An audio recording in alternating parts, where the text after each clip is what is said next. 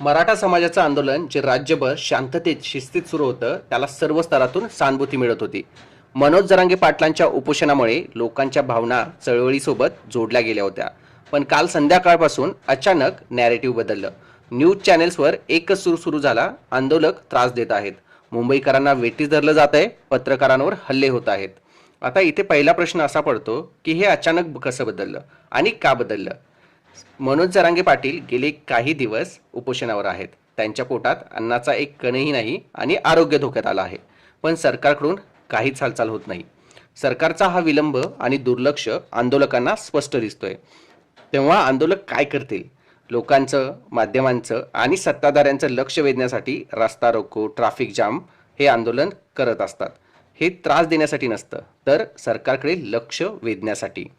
इथेच दुसरी महत्त्वाची गोष्ट सर्वांच्या समोर येत आहे की मुख्यमंत्री देवेंद्र फडणवीस